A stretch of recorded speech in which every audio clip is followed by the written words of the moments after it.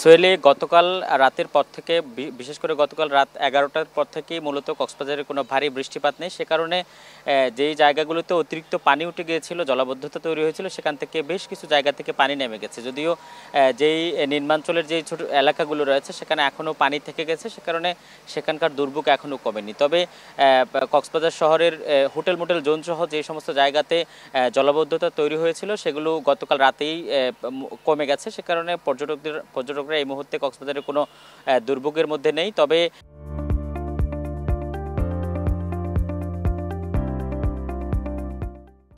উখিয়া, টেকনাফ যে সমস্ত জায়গাতে পানিবন্দী অবস্থায় রয়েছে মানুষ, তাদেরকে সহায়তা করার জন্য জেলা প্রশাসনের পক্ষ থেকে ইতিমধ্যে কন্ট্রোল রুম খোলা হয়েছে এবং তাদেরকে প্রাথমিক যে সহযোগিতা সেটি দেওয়ার চেষ্টা করা হচ্ছে। কিন্তু উপকূলের যে মানুষজন যারা ইতিমধ্যে পানিবন্দী হয়ে আছেন, তারা যেটি বলছেন যে পানি না কমা পর্যন্ত তাদের আসলে দুর্ভোগটা কমছে না। যদিও যে সমস্ত জায়গাগুলোতে পানি কমতে শুরু করেছে সেখানেও কিন্তু দুর্ভোগ থেকে গেছে।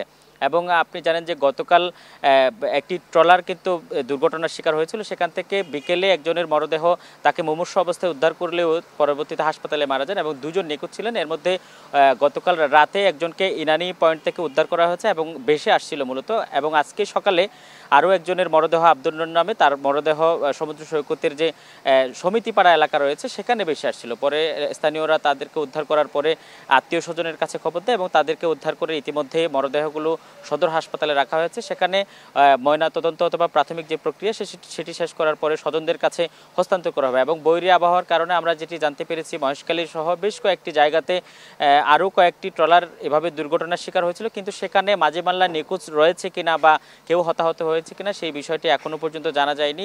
এবং বোট মালিক সমিতির সাথেও কথা বলেছি, তারা যেটি বলছে যে এই তিনজন ছাড়া তাদের কাছে আসলে নিহতের কোনো খবর নেই। সব মিলিয়ে বলা চলে যে বৃষ্টি না থাকলেও মাঝে মধ্যে গুড়ি বৃষ্টি হলেও সূর্যের কিন্তু দেখা মেলেনি এবং আকাশটা মেঘলা হয়ে আছে। মাঝে মধ্যে একটুখানি ধমকা বাতাস বয়ে যাচ্ছে। সব মিলিয়ে যদি আবারও ভারী বৃষ্টি হয় তাহলে কিন্তু দুর্ভোগটা আবারও বাড়তে পারে। এবং আমরা যেই জায়গাগুলোতে ইতিমধ্যে দুর্ভোগে পড়েছে লোকজন, তাদের সাথে কথা বলেছি। তারা যেটি বলছেন যে বৃষ্টি যদি আবার হয় তাহলে কিন্তু তাদের দুর্ভোগের সীমা থাকবে না। সোহেলি। আজিম, ধন্যবাদ আপনাকে।